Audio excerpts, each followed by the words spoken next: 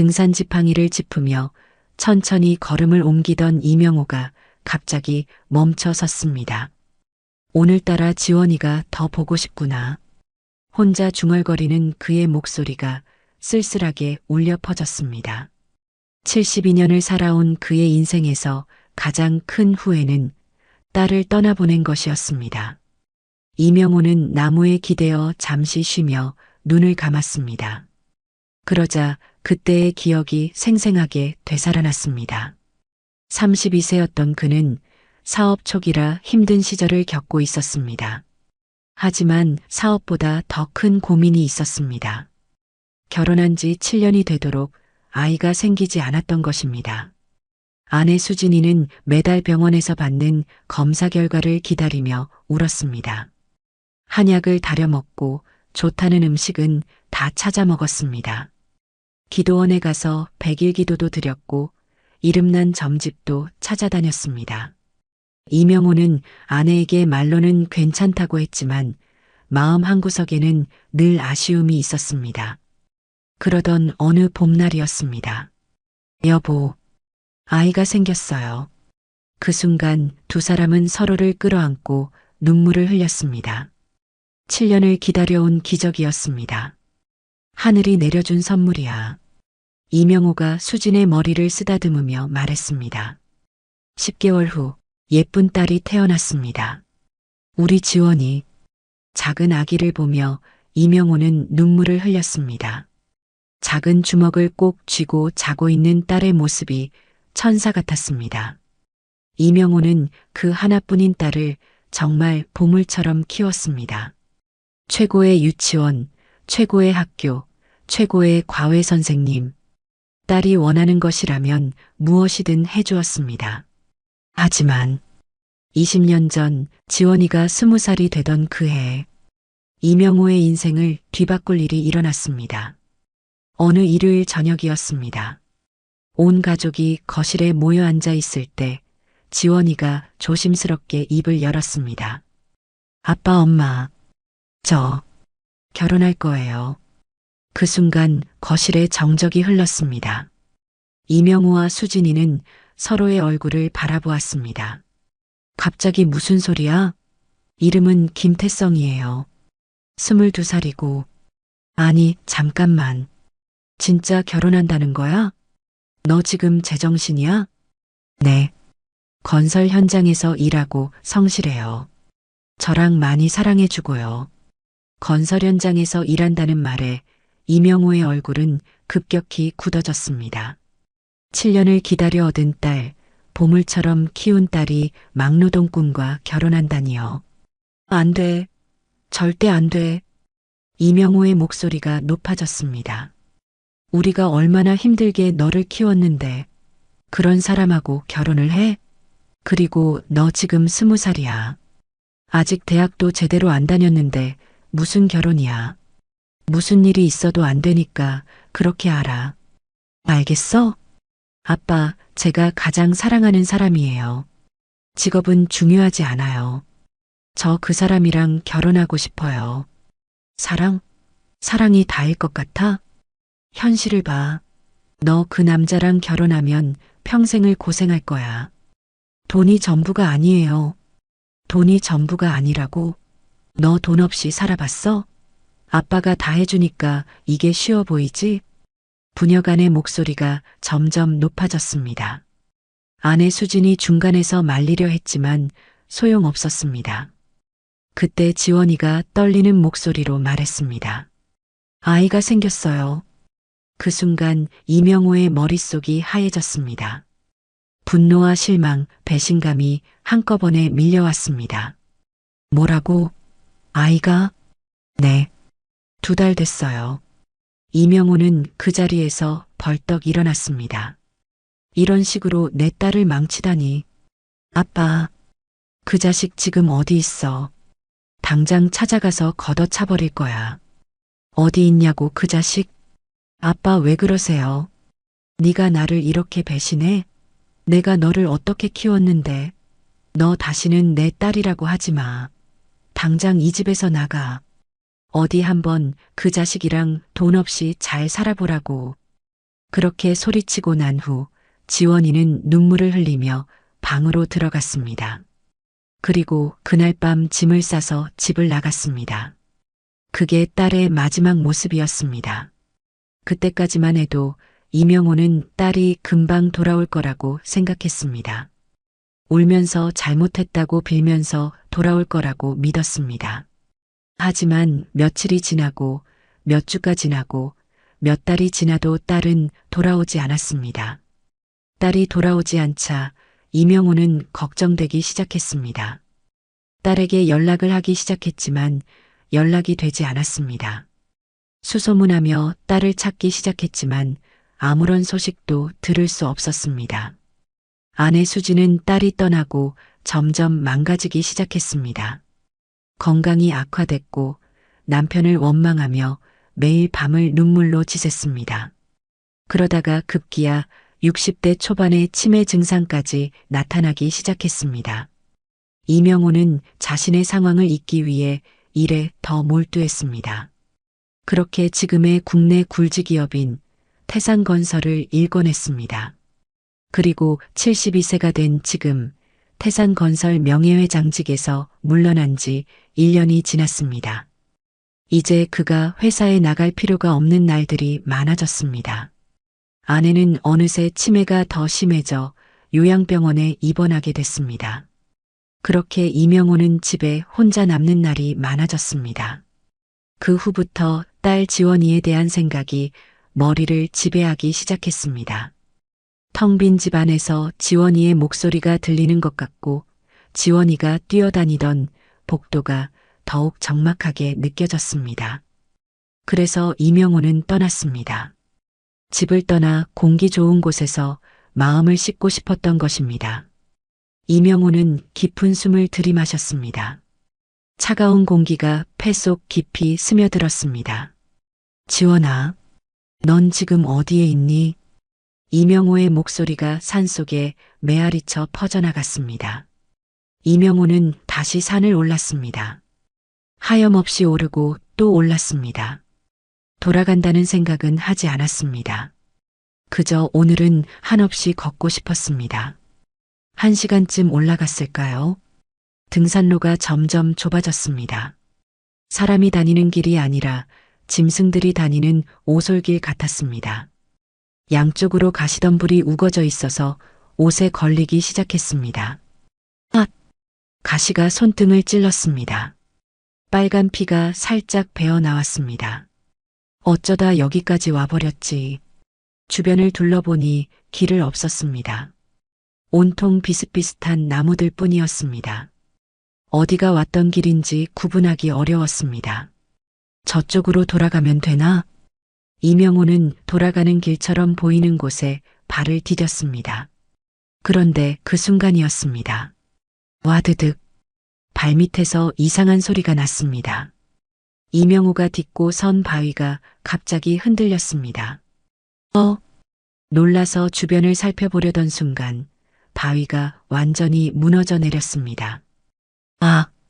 짧고 날카로운 비명과 함께 이명호의 몸이 허공으로 떨어졌습니다. 쿵! 등부터 바위에 떨어졌습니다. 엄청난 충격이 온몸을 관통했습니다. 숨이 막혔습니다. 등골에 전기가 흐르는 것 같은 아픔이 몰려왔습니다. 신음소리밖에 나오지 않았습니다. 몸을 움직이려 했지만 마비된 듯 꿈쩍도 하지 않았습니다. 다리의 감각도 느껴지지 않았습니다. 희미해진 정신을 붙잡고 주머니에서 핸드폰을 꺼냈습니다. 119에 신고해야 했습니다. 겨우 꺼낸 핸드폰은 완전히 박살나 있었습니다. 화면이 거미줄처럼 깨져 있었고 전원도 들어오지 않았습니다. 아무도 없는 깊은 산속, 망가진 핸드폰, 움직일 수 없는 몸. 위에서는 자신이 있는 곳이 잘 보이지 않을 것 같았습니다. 설사 누군가 지나간다 해도 자신을 발견하기 어려울 겁니다. 해가 점점 지고 있었습니다. 기온도 급격히 떨어졌습니다. 춥다. 몸이 부들부들 떨렸습니다. 추위와 공포가 함께 몰려왔습니다. 의식이 점점 흐려졌습니다. 그리고 이명호는 깊은 어둠 속으로 빠져들었습니다. 여기서 죽는 건가? 겨울밤 산속의 추위가 72세 노인의 몸을 서서히 얼려갔습니다. 그때였습니다. 어둠 속에서 희미한 목소리가 들려왔습니다. 어르신, 어르신. 멀리서 누군가 부르는 소리였습니다. 꿈인지 현실인지 분간할 수 없었습니다. 젊은 여성의 목소리 같았습니다. 정신 차리세요, 어르신.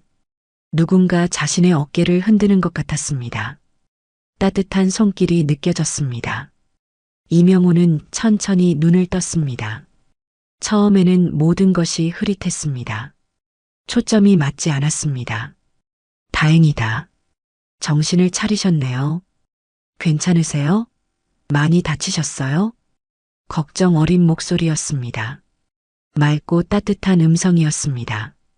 이명호가 서서히 초점을 맞춰가니 한 젊은 여성이 자신을 내려다보고 있었습니다. 회색 승복을 입고 있었습니다. 머리는 깔끔하게 깎여 있었습니다. 스님이었습니다. 그것도 아주 젊은 여승이었습니다. 그녀의 얼굴이 점점 선명해졌습니다. 20대 초반쯤 되어 보였습니다. 단정하고 깨끗한 얼굴이었습니다. 눈매가 선명했습니다. 코는 오뚝했고 입술은 작고 예뻤습니다. 무엇보다 표정이 선량해 보였습니다. 낯선 노인을 걱정해주는 따뜻한 마음이 얼굴에 그대로 드러나 있었습니다. 그런데 그 순간 이명호의 가슴이 쿵 하고 뛰었습니다. 지원이? 그 순간 이명호의 의식이 다시 흐려지기 시작했습니다. 몸이 차갑게 식고 있었습니다. 어르신, 어르신. 여승의 목소리가 점점 멀어졌습니다. 그리고 이명호는 다시 깊은 어둠 속으로 빠져들었습니다. 법수스님, 빨리 오세요. 여승이 큰 소리로 누군가를 불렀습니다. 곧 중년 남자 스님이 뛰어왔습니다. 45세 정도 되어 보이는 건장한 체격의 스님이었습니다. 어르신이 떨어져서 다치셨어요. 법수스님이 이명호의 상태를 살펴보았습니다. 빨리 절로 옮겨야겠다. 내가 업을게. 너는 길을 비춰줘. 법수스님이 이명호를 조심스럽게 등에 업었습니다. 조심히 가요, 스님. 알았어.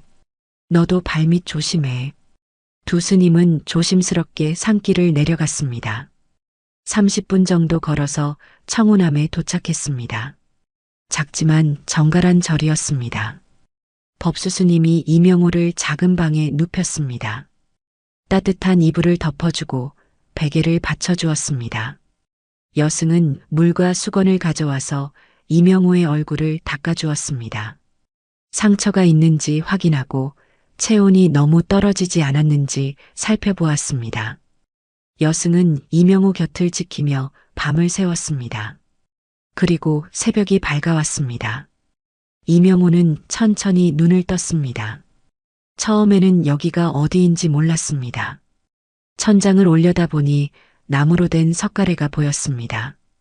옆을 보니 깨끗한 한지로 바른 벽이었습니다. 어디선가 은은한 향냄새가 났습니다. 몸을 일으키려다가 아이고 소리가 났습니다. 등과 다리가 몹시 아팠습니다. 어제 떨어졌던 것이 생각났습니다. 정신이 드셨군요. 옆에서 차분한 목소리가 들렸습니다. 고개를 돌려보니 60대 중반 정도 되어 보이는 스님이 앉아 계셨습니다. 자비로운 얼굴에 따뜻한 미소를 짓고 계셨습니다. 저는 이 청운암의 주지 법원이라고 합니다. 정말 감사합니다. 죽을 뻔했는데 별 말씀을요. 법원 스님이 일어나서 작은 상을 가져왔습니다. 따뜻한 차 한 잔과 하얀 죽이 담긴 그릇이 올려져 있었습니다. 많이 약하실 테니 이것부터 드세요.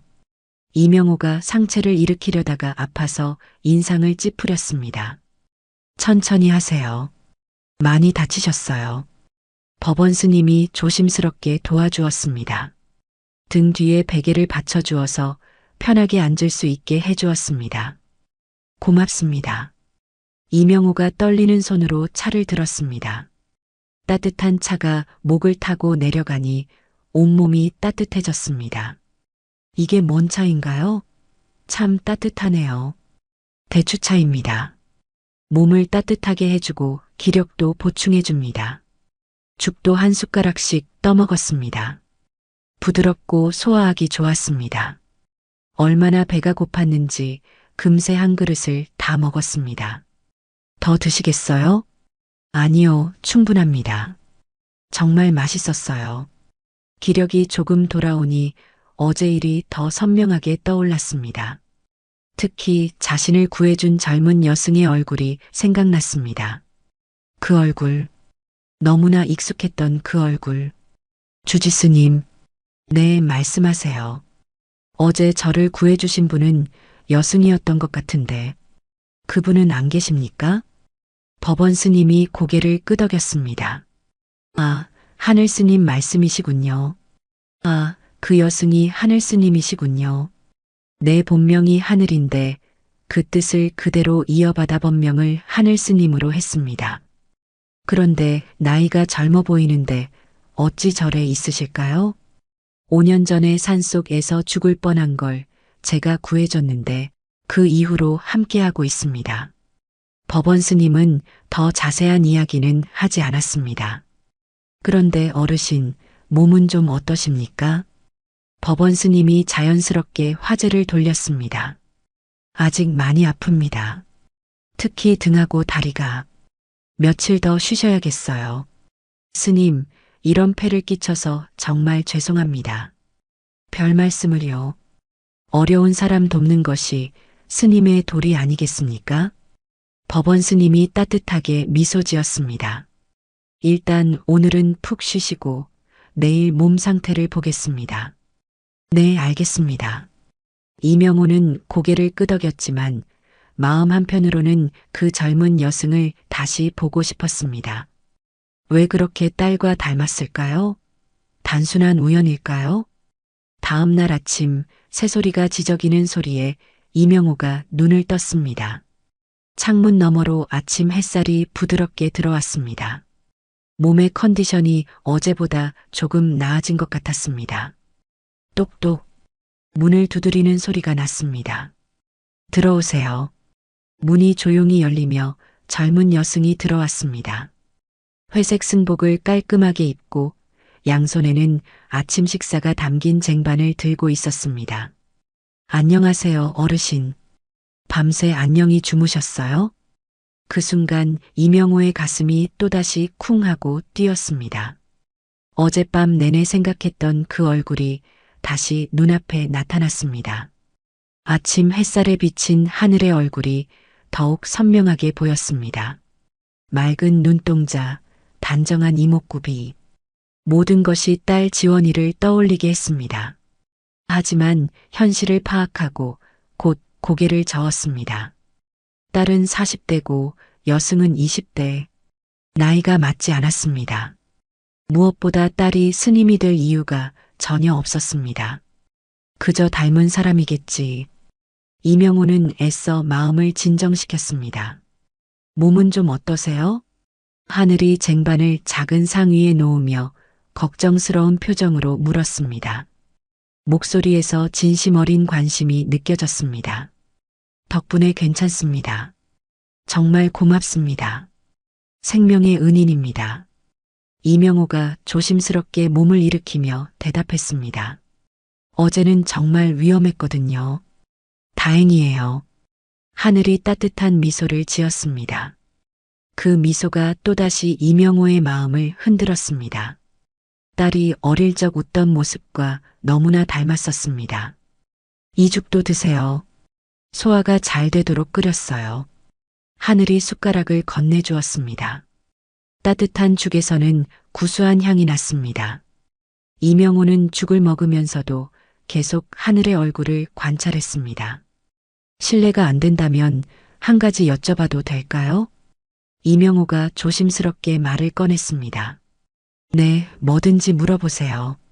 하늘이 고개를 끄덕였습니다. 이렇게 젊은 나이에 어떻게 이곳에 오게 되신 건가요? 이명호의 목소리에는 진심 어린 관심이 담겨 있었습니다. 하늘이 잠시 망설였습니다. 찻잔을 두 손으로 감싸 안으며 잠시 멀리 산을 바라보았습니다. 사실은 하늘이 천천히 입을 열었습니다. 목소리가 조금 떨렸습니다. 제 이야기가 좀 길어요. 그래도 괜찮으시면. 물론입니다. 시간은 충분해요. 이명호가 따뜻하게 미소 지으며 말했습니다. 저희 가족은 정말 행복했어요. 하늘의 얼굴에 잠시 따뜻한 미소가 스쳤습니다. 아버지, 어머니, 저. 가난했지만 사랑이 가득했죠. 아버지는 건설 현장에서 일하셨는데 힘들어도 집에 오시면 항상 웃으셨어요. 어머니는 집에서 바느질 일을 하셨는데 저를 무릎에 앉히고 동화책을 읽어주시곤 했어요. 하늘의 목소리가 점점 작아졌습니다. 그런데 제가 5살 때 아버지가 돌아가셨어요. 일하시다가 사고로. 하늘의 눈에 눈물이 맺혔습니다. 그 후부터 어머니 혼자 저를 키우셨어요. 낮에는 공장에서 일하시고 밤에는 집에서 바느질을 하셨어요. 밤늦게까지 일하시면서도 항상 저에게 미안해 하셨죠. 하늘이 손수건으로 눈가를 닦았습니다. 엄마가 미안해. 이렇게 가난하게 널 살게 해서. 그런 말씀을 자주 하셨어요. 그러다가 어머니도 과로와 스트레스로 병에 걸리셨어요. 하늘의 목소리가 더욱 떨렸습니다. 결국 제가 8살 때 돌아가셨어요. 하늘이 울음을 터뜨렸습니다. 이명호도 따라서 눈물을 흘렸습니다. 8살에 부모를 모두 잃은 아이의 심정이 어떨지. 자신에게도 딸이 있었기에 더욱 마음이 아팠습니다. 그 후 보육원에 맡겨졌는데 그곳은 정말 지옥이었어요. 하늘의 목소리에 분노가 섞였습니다. 관리자들은 아이들을 때리고 욕하는 것이 일상이었어요. 조금만 말을 안 들어도 폭력이었죠. 제대로 된 보호는커녕 방임 상태였어요. 하지만 그것보다 더 끔찍한 것은 하늘이 잠시 말을 멈췄습니다. 너무 고통스러운 기억이었습니다. 악질 직원들에 의한 성추행과 성폭력이었어요. 어린 아이들이 저항할 수도 없고 신고할 곳도 없었어요. 이명호가 경악했습니다. 어떻게 그런 일이. 제대로 된 교육도 받지 못했어요. 학교는 보내주지만 숙제를 도와주거나 관심을 가져주는 사람은 아무도 없었어요. 그냥 방치 상태였죠. 몇 번 가출했지만 계속 잡혀서 돌아가야 했어요. 그럴 때마다 문제아로 찍혀서 더 심한 괴롭힘을 당했죠. 하늘이 보육원에서의 지옥 같은 시간을 떠올리며 몸을 떨었습니다. 15살이 되었을 때 더 이상 견딜 수가 없었어요. 그래서 도망쳤어요. 사실은 이 산에 죽으려고 왔어요. 죽고 싶으면 어떻게 해야 하지 하면서 그저 하염없이 걸었죠. 사실 어르신이 떨어진 그 근처에서 저도 죽을 뻔했어요. 정말요? 네, 저도 떨어졌어요. 그때 주지스님이 저를 발견하셨어요. 하늘의 얼굴에 감사한 표정이 스쳤습니다. 이곳에서 며칠 지내보니까 마음이 정말 편해지더라고요. 아무도 저를 때리지 않고 괴롭히지 않았어요. 그래서 주지스님께 말씀드렸어요. 스님이 되고 싶다고. 주지스님이 정말 놀라셨지만 제 마음을 이해해 주셨어요. 관할 경찰서에도 임시 보호 중이라고 신고해 주시고 정식 출가 절차도 도와주셨어요. 하늘의 목소리에 깊은 존경심이 담겨 있었습니다. 주지스님은 제게 아버지 같은 분이에요. 정말 존경하는 분이고 5년간 저를 진심으로 보살펴 주셨거든요. 이명호가 깊은 한숨을 내쉬었습니다. 참 기구한 사연이군요. 정말 안타깝습니다. 이명호의 목소리에 진심 어린 안타까움이 배어 있었습니다. 많이 힘드셨겠어요. 그 어린 나이에 그런 일들을. 하늘이 고개를 끄덕였습니다. 하지만 이제는 괜찮아요. 여기서 새로운 삶을 살고 있으니까요. 하늘의 긴 이야기가 끝나자 법원 스님이 이명호의 상태를 살피러 들어왔습니다. 몸은 많이 괜찮아지셨나요? 법원 스님이 이명호의 등과 다리를 조심스럽게 만져보며 말했습니다. 하루 이틀은 더 쉬셔야겠습니다. 무리하시면 나중에 후유증이 남을 수 있어요. 이미 많은 폐를 끼쳤는데 별 말씀을요. 천천히 회복하세요. 감사합니다. 그럼 며칠만 더 신세지겠습니다. 다음 날부터 이명호는 하늘 스님과 더 많은 시간을 보냈습니다. 아침 일찍 하늘 스님이 아침 식사를 가져오면 함께 차를 마시며 이런저런 이야기를 나누었습니다. 하늘 스님도 처음에는 조심스러웠지만 점점 마음을 열고 편안하게 이야기했습니다. 어르신은 어떤 일을 하세요? 하늘이 호기심 어린 표정으로 물었습니다. 건설업을 했어요. 태산건설이라고. 혹시 들어봤나요? 아, 그 큰 회사요. 그럼 어르신은 사장님이신가요? 뭐 그런 셈이죠. 지금은 은퇴했지만 어느 날 오후에는 하늘 스님이 법당에서 무언가 작업하는 모습을 보게 되었습니다. 무엇을 하고 계신가요? 이명호가 조심스럽게 법당에 들어가며 물었습니다. 불상을 조각하고 있어요. 하늘이 손에 들고 있던 조각칼을 보여주었습니다. 나무 불상이 거의 완성되어 가고 있었는데 그 솜씨가 보통이 아니었습니다. 와, 정말 대단하네요. 이걸 혼자 만드신 거예요? 이명호가 감탄하며 불상을 자세히 살펴보았습니다. 섬세한 표정, 우아한 손의 모양, 옷자락의 주름까지 모든 것이 살아있는 것 같았습니다. 네, 주지스님이 가르쳐 주셨어요. 처음에는 서툴렀는데 계속 하다 보니 조금씩 늘었어요. 조금씩이라니요? 이건 예술 작품이에요. 정말 재능이 뛰어나네요. 하늘의 얼굴이 빨갛게 달아올랐습니다. 과찬이세요. 아직 부족한 점이 많아요. 그리고 이건 뭔가요? 이명호가 옆에 놓인 그림을 가리켰습니다. 불교 탱화였는데 색채가 아름답고 세밀했습니다. 탱화예요. 붓으로 그리는 거예요. 이것도 직접 그리신 거예요? 네. 하늘이 수줍게 대답했습니다. 정말 놀랍네요. 이런 재능이 있으신 줄 몰랐어요. 붓을 잡으면 마음이 편해져요. 하늘 스님이 조용히 말했습니다. 어릴 때부터 그림 그리는 걸 좋아했는데 보육원에서는 할 수가 없었어요. 여기 와서 다시 시작했죠.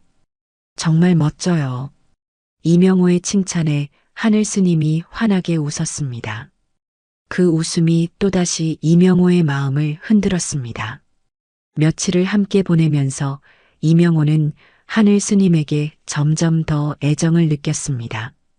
딸과 닮은 얼굴 때문이기도 했지만 하늘의 순수하고 착한 마음에 감동받았기 때문이기도 했습니다. 며칠 후 몸도 다 나았고 집으로 돌아갈 때가 되었지만 이명호는 떠나고 싶지 않았습니다. 하늘 스님과 헤어지는 것이 너무 아쉬웠거든요. 하지만 며칠이고 절에 머물 수 없는 노릇이었습니다. 법원 스님이 방으로 들어와 이명호의 상태를 확인했습니다. 이제 괜찮으신 것 같네요. 정말 감사합니다, 주지스님. 이명호가 깊숙이 고개를 숙였습니다. 그날 오후 이명호는 떠날 준비를 마치고 절 마당에 섰습니다. 이제 집으로 돌아가야겠습니다. 이명호가 법원 스님과 하늘 스님에게 말했습니다. 벌써요? 하늘 스님이 아쉬운 표정을 지었습니다. 이미 너무 많은 신세를 졌어요. 정말 감사했습니다. 이명호도 마음이 아팠지만 웃으며 대답했습니다. 주지스님, 하늘 스님, 평생 잊지 못할 은혜입니다. 이명호가 지갑에서 명함을 꺼내어 하늘 스님에게 건넸습니다. 혹시 도움이 필요한 일 있으면 언제든지 연락하세요. 하늘 스님이 명함을 받아들며 정중히 고개를 숙였습니다. 사실 이명호가 망설이며 말을 꺼냈습니다. 며칠 동안 마음속에 담아두었던 말이었습니다. 왠지 허황된 이야기라도 오늘 하지 않으면 후회할 것 같았습니다. 네, 말씀하세요. 하늘이 고개를 갸웃하며 대답했습니다. 하늘 스님한테 마음이 많이 갔습니다. 이명호의 목소리가 떨렸습니다. 저에게요? 웃기지만 제 딸을 너무 닮았거든요. 이명호가 쓸쓸하게 미소 지었습니다. 제 딸이 어릴 적 집을 나갔거든요. 하지만 나이도 그렇고 맞지가 않아요. 제 딸이라면 이제 40세인데 하늘 스님은 아무리 봐도 20대니까. 이명호가 자조적으로 웃었습니다. 아무튼 이곳에 있는 동안 잃어버린 딸과 함께 있는 기분이라 행복했습니다. 그래서 그런지 이별이 참 힘드네요. 마치 딸과 헤어지는 느낌이네요. 정말요? 그랬군요. 저와 닮았다니. 참 신기하네요. 네, 보시면 정말 놀랄 거예요. 이명호가 지갑을 꺼냈습니다. 저희 딸 어릴 적 사진이에요. 하늘 스님이 사진을 받아들었습니다. 처음에는 그냥 궁금한 마음으로 사진을 들여다보았습니다. 하지만 점점 얼굴이 창백해지기 시작했습니다. 이게 하늘의 목소리가 떨렸습니다. 이 얼굴, 어떻게 하늘의 눈에서 눈물이 주르륵 흘러내리기 시작했습니다. 왜 그러세요? 이명호가 깜짝 놀라서 물었습니다. 저희 엄마예요. 하늘이 떨리는 목소리로 말했습니다. 그 순간 이명호의 머릿속이 하얗게 변했습니다. 엄마, 이명호의 목소리도 떨렸습니다. 네. 하늘이 사진을 꼭 쥐고 눈물을 흘렸습니다. 이명호는 순간 모든 것을 깨달았습니다. 하늘 스님이 자신의 손녀고 스님이 되었다는 것. 그리고 딸 지원이는 이미 죽어 세상에 없다는 것. 내 손녀? 이명호가 믿을 수 없다는 표정으로 물었습니다. 지원이의 딸? 하늘도 믿을 수 없다는 표정으로 이명호를 바라보았습니다. 이명호의 머릿속에서 지난 며칠간의 모든 것들이 퍼즐처럼 맞춰지기 시작했습니다. 그리고 끔찍한 현실이 다시 한번 가슴을 파고들었습니다. 내가 딸을 쫓아내지 않았다면. 다리에 힘이 빠졌습니다. 20년간 품어온 희망이 한순간에 무너졌습니다. 딸을 다시 만나서 사과하고 화해하고 함께 살고 싶었던 그 모든 꿈들이 산산조각 났습니다. 감정의 폭풍이 72세 노인의 몸을 휩쓸었습니다. 할아버지, 하늘이 다급하게 소리쳤습니다. 이명호의 몸이 그대로 앞으로 쓰러졌습니다. 너무 큰 충격이었습니다. 어르신, 법원 스님도 달려왔습니다. 깨어나세요. 간절한 손녀의 목소리가 산속에 울려 퍼졌습니다. 그렇게 한참이 지났습니다. 할아버지, 손녀의 목소리에 이명호가 천천히 눈을 떴습니다. 처음에는 초점이 맞지 않았지만 점점 선명해지면서 하늘의 얼굴이 보였습니다. 할아버지, 괜찮으세요? 하늘이 걱정스러운 표정으로 이명호의 얼굴을 들여다보았습니다. 얼마나 울었는지 눈가가 빨갛게 부어 있었습니다. 이명호가 천천히 몸을 일으키려 했습니다. 법원 스님과 하늘이 양쪽에서 도와주었습니다. 아, 꿈이 아니었구나. 이명호가 중얼거리며 하늘의 얼굴을 다시 한번 자세히 보았습니다. 차라리 꿈이었으면 좋았을 텐데라는 생각이 스쳐 지나갔습니다. 정말 너는 내 손녀구나. 이명호의 목소리가 떨렸습니다. 20년 만에 처음 만난 손녀였습니다. 네, 할아버지. 하늘도 떨리는 목소리로 대답했습니다. 우리 지원이의 딸. 이명호가 하늘의 얼굴을 쓰다듬었습니다. 딸과 똑같이 부드러운 피부, 똑같이 따뜻한 체온이었습니다. 하지만 기쁨과 동시에 깊은 슬픔도 밀려왔습니다. 딸은 이미 이 세상에 없고 손녀는 가슴에 지울 수 없는 상처를 안고 있었습니다. 이명호의 눈에서 눈물이 주르륵 흘러내렸습니다. 미안하다. 정말 미안하다 하느라. 이명호가 손녀의 손을 꼭 잡으며 말했습니다. 다 할아버지 탓이야. 내가 내 엄마 결혼을 반대했어. 내가 내 엄마를 내쫓았어. 목소리가 점점 커졌습니다. 그동안 억눌러왔던 후회가 입 밖으로 터져나왔습니다. 혼자서 너를 키우느라 얼마나 힘들었을까. 이명호가 자신의 머리를 쥐어뜯었습니다. 내가 고집을 부리지 않았다면 엄마도 죽지 않았을 거야. 할아버지. 하늘이 조용히 불렀지만 이명호는 멈추지 않았습니다. 너도 이렇게 힘들게 살지 않았을 텐데. 그 지옥 같은 곳에서 그 고통을 겪게 하지 않았을 텐데. 이명호의 몸이 떨렸습니다. 손녀가 당했던 일들을 생각하니 가슴이 찢어질 것 같았습니다. 보육원에서 맞고 괴롭힘 당하고 그런 끔찍한 일들까지. 할아버지, 그만해요. 하늘이 이명호의 손을 꼭 잡았습니다. 힘들게 얻은 딸을 내 욕심 때문에 잃었어. 그리고 손녀마저 이렇게 고생하게 만들었구나. 이명호가 하늘을 바라보며 눈물을 흘렸습니다. 내가 너를 지켜줄 수 있었는데. 할아버지, 아니에요. 하늘이 고개를 저었습니다. 할아버지 탓이 아니에요. 하늘이 이명호의 손을 두 손으로 감싸며 말했습니다. 엄마도 할아버지를 원망하지 않으셨어요. 그럴 리가. 정말이에요. 엄마는 마지막까지도 할아버지를 그리워하셨어요. 하늘의 목소리에 확신이 담겨 있었습니다. 오히려 자신이 철없었다고 할아버지 마음을 아프게 해드려서 죄송하다고 하셨어요. 지원이가. 이명호가 가슴을 쳤습니다. 딸도 자신을 그리워했다니. 서로 그리워하면서도 만나지 못했다니. 미안하다. 정말 미안하다. 이명호가 또다시 사과했습니다. 이제 만났으니까 괜찮아요. 하늘이 환하게 웃었습니다. 눈물을 흘리면서도 웃는 모습이 딸과 똑같았습니다. 하늘아. 이명호가 떨리는 손으로 하늘의 뺨을 어루만졌습니다. 할아버지. 하늘도 이명호의 손을 잡았습니다. 그 순간 두 사람은 서로를 꼭 끌어안았습니다. 20년간의 그리움, 후회, 외로움이 모두 녹아내리는 순간이었습니다. 하늘아. 우리 하늘아. 이명호가 손녀를 품에 안고 중얼거렸습니다. 딸을 안아주지 못한 20년의 아쉬움이 손녀를 통해 조금이나마 위로받는 것 같았습니다. 하늘도 할아버지 품에서 울었습니다. 한참을 껴안고 있던 할아버지와 손녀가 서로를 바라보았습니다.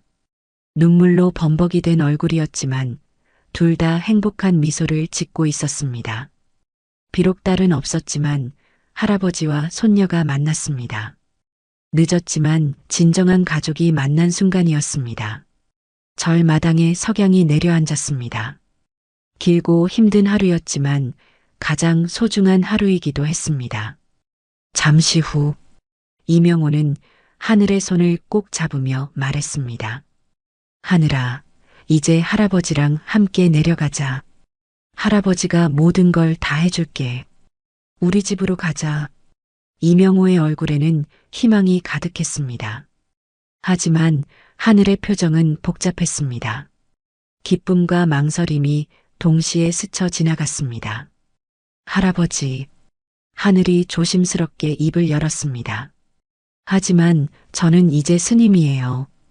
하늘의 목소리가 작아졌습니다. 할아버지를 실망시키고 싶지 않았지만 마음이 복잡했습니다. 주지스님이 저를 구해주시고 5년간 돌봐주셨어요. 하늘이 법원 스님을 바라보며 말했습니다. 눈에는 깊은 감사와 애정이 담겨 있었습니다. 이명호의 얼굴이 어두워졌습니다. 손녀의 마음을 이해하면서도 답답했습니다. 주지스님 없으면 전 아무것도 할 수 없어요. 하늘이 계속 말했습니다. 여기서만 마음이 편해요. 세상이 아직도 무서워요. 하늘의 목소리가 떨렸습니다. 그동안 겪었던 상처들이 아직 완전히 치유되지 않았습니다. 하늘의 눈에 눈물이 맺혔습니다.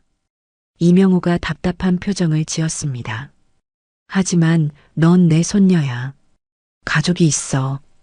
할아버지가 널 지켜줄 수 있어. 하늘이 더욱 갈등했습니다.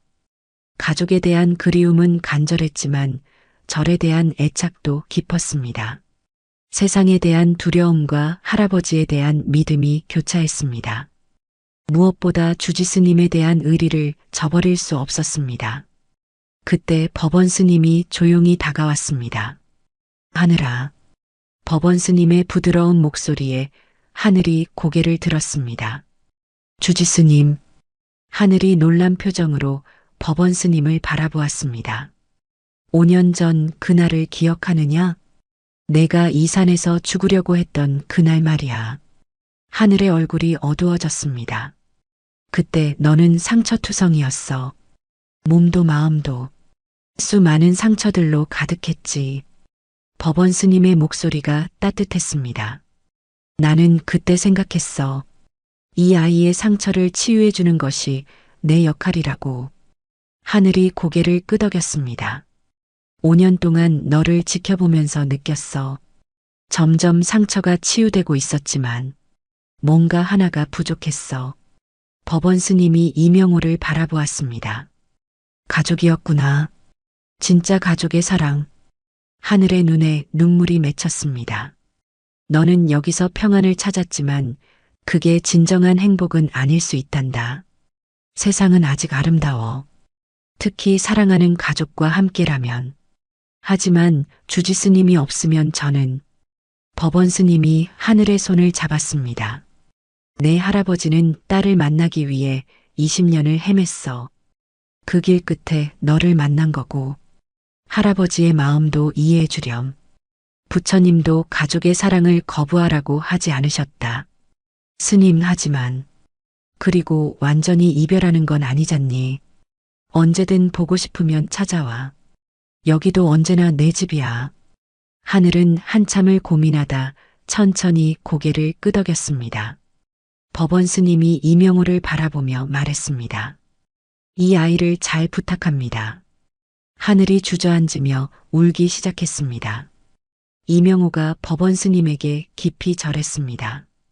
정말 감사합니다. 스님께서 우리 손녀를 이렇게 잘 키워주셔서 우리 손녀의 마음을 어루만져주고 치유해주셔서 별 말씀을요. 이 아이가 저에게도 큰 위로가 되었어요. 법원 스님이 고개를 숙였습니다. 하늘이 한참을 울다가 천천히 고개를 들었습니다. 주지스님, 정말 감사했어요. 하늘이 떨리는 목소리로 말했습니다. 스님 덕분에 살 수 있었어요. 스님이 아니었다면 그런 말하지 마라. 너는 원래 착하고 좋은 아이였어. 법원 스님이 하늘의 눈물을 닦아주었습니다. 그렇게 며칠 후 하늘과 이명호가 절을 떠나는 날이 되었습니다. 하늘이 작은 보따리 하나만 들고 절 입구에 서 있었습니다. 5년간 살았던 곳을 떠나는 것이 믿어지지 않았습니다. 법원 스님과 법수 스님이 배웅 나왔습니다. 잘 살아라 하늘아. 주지 스님도 건강하세요. 하늘이 법원 스님에게 깊이 절했습니다. 고마웠다 하늘아. 너 덕분에 나도 행복했어. 저야말로 정말 감사했어요. 이명호도 법원 스님에게 다시 한번 절했습니다. 평생 은혜를 잊지 않겠습니다. 하늘이를 잘 부탁합니다. 법원 스님이 이명호의 손을 꼭 잡았습니다. 그렇게 이명호와 하늘은 산길을 걸어 내려가기 시작했습니다. 하지만 하늘의 마음이 편치 않았습니다. 계속 법원 스님이 마음에 걸렸습니다. 하늘이 몇 걸음 가다가 뒤를 돌아보았습니다. 법원 스님은 절 입구에서 손을 계속 흔들고 있었습니다. 그런데 법원 스님의 뺨에 눈물이 흐르고 있는 것이 보였습니다. 5년간 참았던 눈물이 터져나오고 있었습니다. 지금까지 한 번도 본 적 없던 법원 스님의 눈물이었습니다. 스님, 하늘이 다시 뛰어가서 법원 스님을 꼭 안았습니다. 스님, 울지 마세요. 미안하다 하늘아. 보내기 싫어서. 법원 스님도 하늘을 꼭 안으며 눈물을 흘렸습니다. 한참을 안고 있다가 서로를 놓았습니다. 스님, 저 꼭 다시 올 거예요. 그러니까 걱정 마시고 그때까지 몸 건강히 잘 계세요. 그래, 잘 가거라. 법원 스님이 눈물을 닦으며 말했습니다.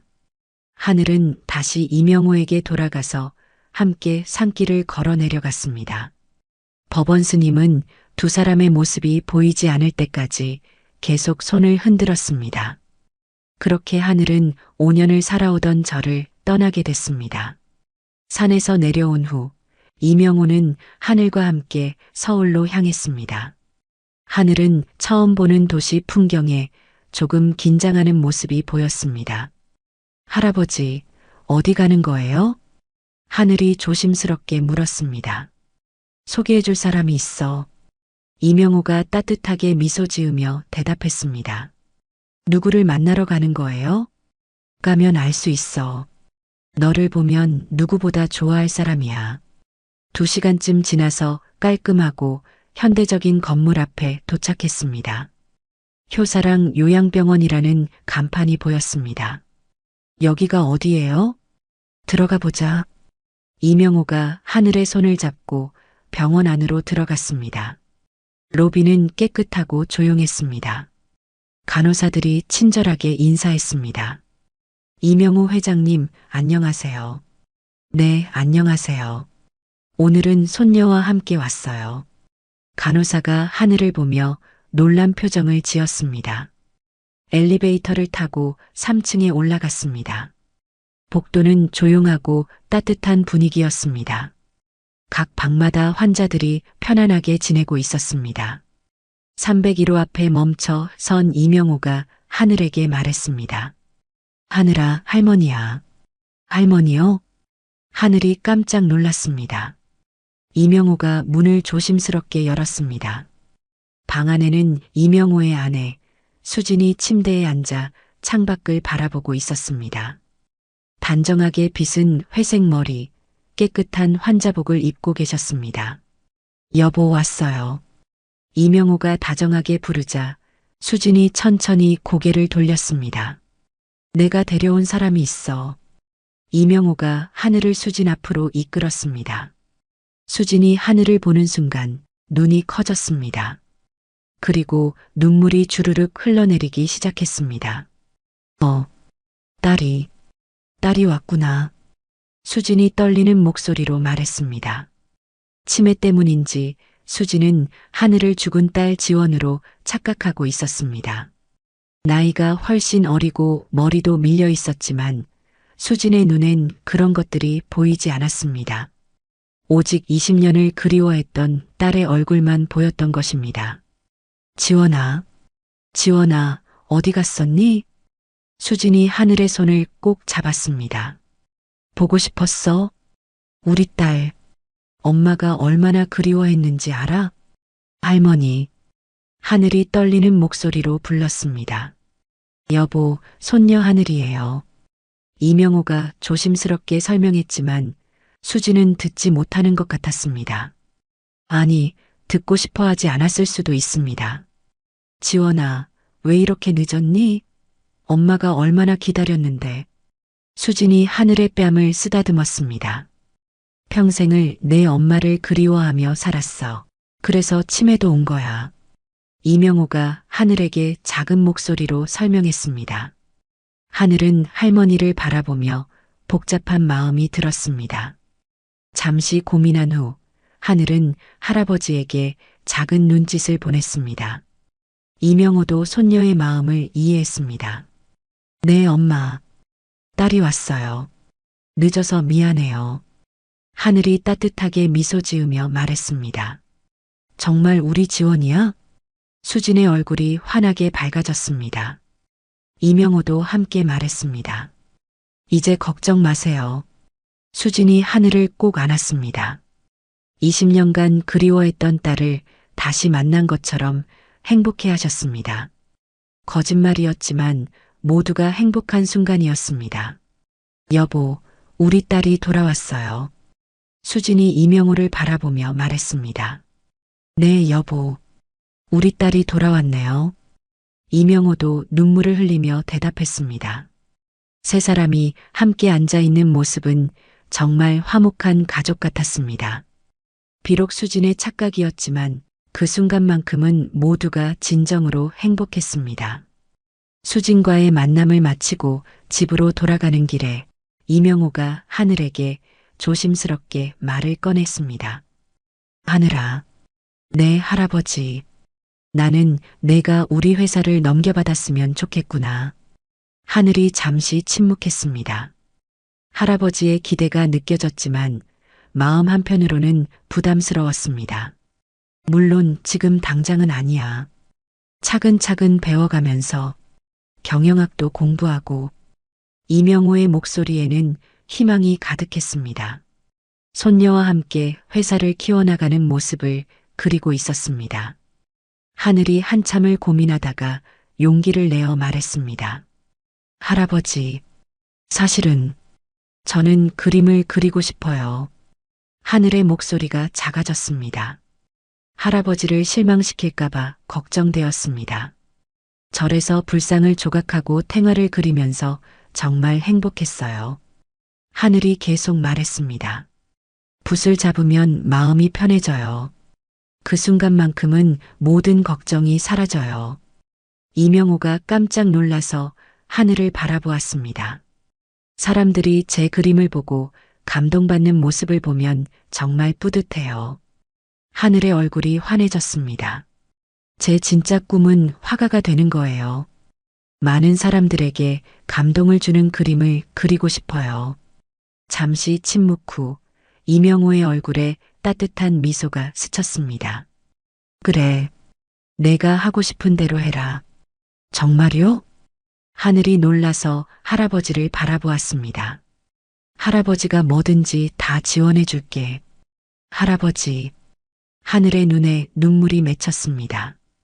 그날부터 이명호는 하늘의 새로운 삶을 위해 모든 것을 준비했습니다.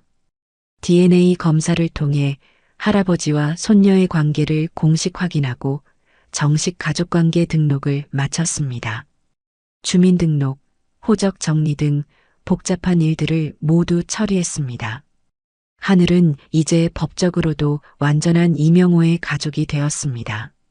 그리고 하늘을 최고의 미술학원에 등록시켰습니다. 개인 지도를 받을 수 있는 특별 과정이었습니다. 정말 뛰어난 재능이네요. 미술 선생님이 하늘의 그림을 보며 감탄했습니다. 그렇게 4년이 흘렀습니다. 서울 인사동의 한 유명 갤러리에 많은 사람들이 모였습니다. 하늘 개인전, 상처에서 피어난 희망이라는 현수막이 걸려 있었습니다. 갤러리 안에는 하늘의 작품들이 전시되어 있었습니다. 절에서 그렸던 탱화의 기법을 현대적으로 재해석한 작품들, 자신의 아픈 과거를 아름답게 승화시킨 그림들이 관람객들의 시선을 사로잡았습니다. 정말 놀라운 작품이네요. 이렇게 깊은 감성을 가진 젊은 작가는 처음 봐요. 상처를 이렇게 아름답게 표현할 수 있다니. 관람객들의 감탄사가 끊이지 않았습니다. 25세가 된 하늘은 이제 미술계에서 주목받는 신진 작가가 되었습니다. 할아버지의 전폭적인 지원으로 최고의 교육을 받았고 타고난 재능과 노력으로 실력을 키워왔습니다. 하늘 씨, 축하합니다. 갤러리 한쪽에서 30대 초반의 남성이 다가왔습니다. 강민준, 이번 전시를 기획한 큐레이터였습니다. 민준 씨 덕분이에요. 이런 기회를 주셔서 정말 감사해요. 하늘이 환하게 웃으며 인사했습니다. 이런 순수한 감성의 작품은 처음이에요. 정말 감동적이었어요. 민준이 진심으로 말했습니다. 지난 몇 달간 전시 준비를 하면서 두 사람은 자연스럽게 가까워졌습니다. 민준은 온화하고 신중한 성격으로 하늘의 마음을 편안하게 해주었습니다. 갤러리 입구에 이명호가 들어왔습니다. 77세가 된 할아버지는 여전히 건강하고 정정했습니다. 할아버지, 하늘이 달려가서 할아버지의 팔을 잡았습니다. 우리 손녀 정말 대단하구나. 이명호가 갤러리를 둘러보며 뿌듯해했습니다. 할아버지 덕분이에요. 아니야, 내 재능과 노력 덕분이지. 그때 민준이 다가왔습니다. 할아버지, 민준 씨예요. 하늘이 소개했습니다. 안녕하세요, 이명호 회장님. 강민준입니다.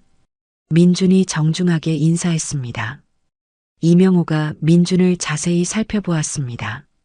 인상도 좋고 하늘을 바라보는 눈빛에서 진심이 느껴졌습니다. 왠지 이 사람이라면 하늘과 결혼해도 좋을 것 같다고 마음속으로 생각했습니다. 그렇게 1년 후 하늘과 민준 두 사람이 결혼하게 됐습니다. 결혼식 날 이명호가 하늘의 손을 잡고 버질로드를 걸었습니다. 하객들의 따뜻한 박수가 울려 퍼졌습니다. 이명호의 눈에 눈물이 맺혔습니다. 자랑스럽고 뿌듯한 마음이었습니다. 신랑 앞에 도착해서 이명호가 민준에게 말했습니다. 우리 손녀를 잘 부탁합니다. 누구보다 소중한 딸이에요. 이 아이가 얼마나 힘들게 살았는지 이제는 행복만 가득하게 해주세요. 네, 그 말씀 꼭 기억하겠습니다. 민준이 깊이 고개를 숙였습니다. 하늘이 아름다운 웨딩드레스를 입고 환하게 웃는 모습을 보며 이명호는 마음이 벅찼습니다. 그렇게 행복한 결혼식을 마치고 몇 달 후 이명호는 아내와 딸이 잠든 묘소를 찾았습니다. 아내 수지는 하늘을 만나고 얼마 지나지 않아 건강 악화로 세상을 떠났습니다. 그리고 딸 지원은 이명호가 하늘을 만난 직후 공동묘지에 있던 딸을 찾아 가족묘로 이장했습니다. 이명호는 깔끔하게 정리된 아내와 딸 묘지 앞에 꽃을 놓고 앉았습니다. 여보, 그곳에서 우리 딸을 만났나요? 이명호가 조용히 말했습니다. 나는 손녀를 만났어요. 지원이가 낳은 우리 손녀. 정말 예쁘게 컸어요. 바람이 살랑 불며 나뭇잎이 흔들렸습니다. 이명호의 목소리가 떨렸습니다. 옆에 있던 딸의 묘를 바라보며 말을 이어갔습니다. 지원아, 엄마를 만났니? 엄마가 너를 많이 보고 싶어 했어.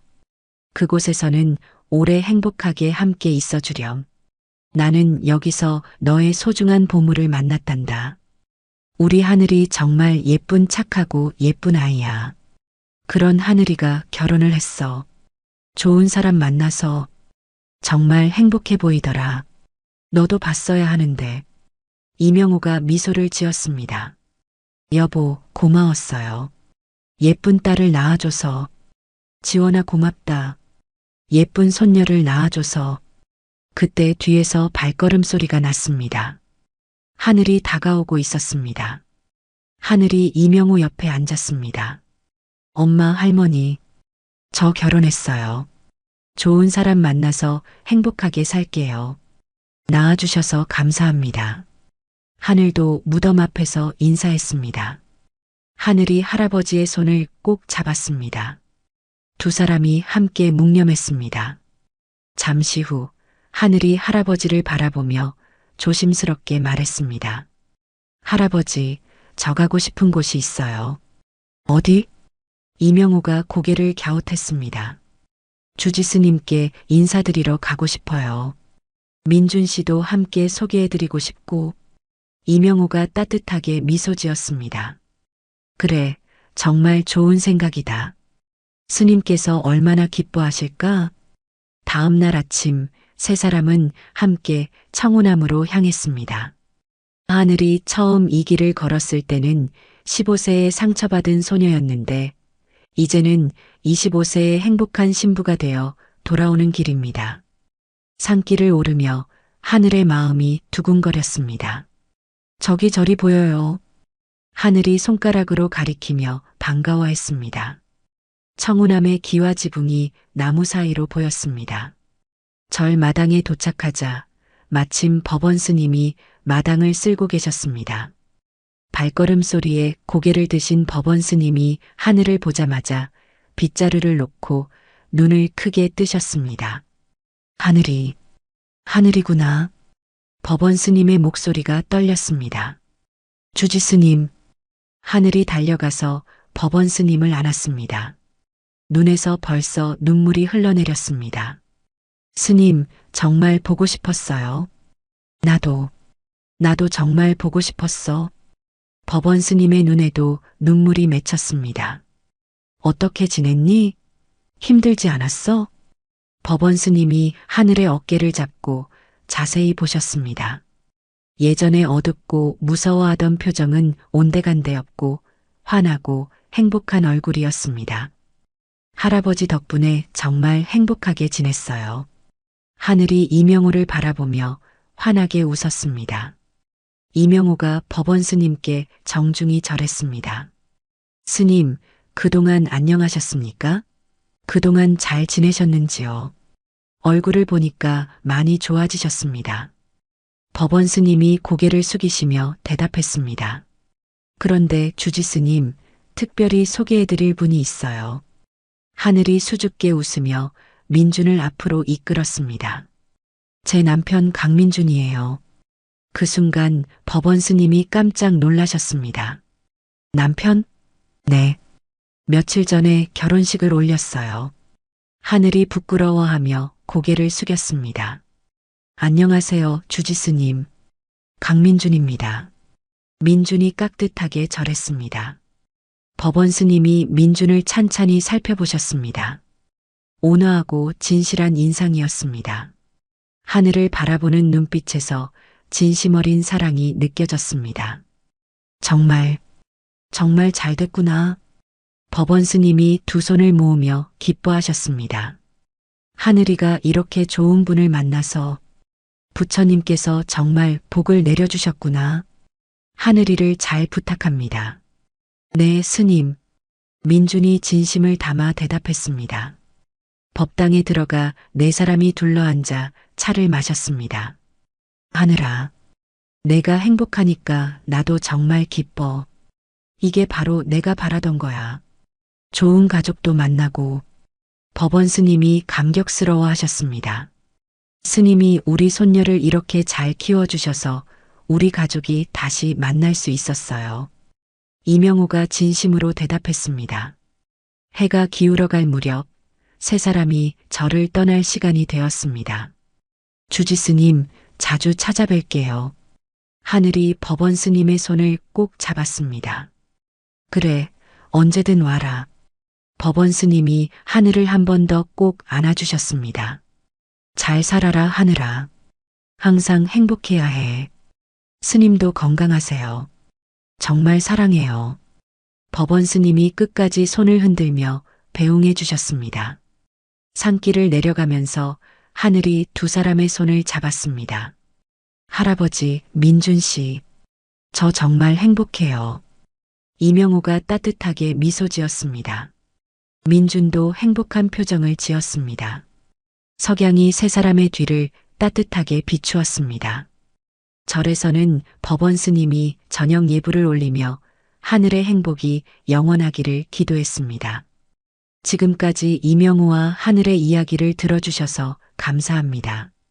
이 이야기가 여러분의 행복한 삶에 조금이나마 도움이 됐으면 합니다. 오늘도 별일 없이 건강한 하루 보내세요. 지금까지 구름 같은 이야기였습니다. 감사합니다.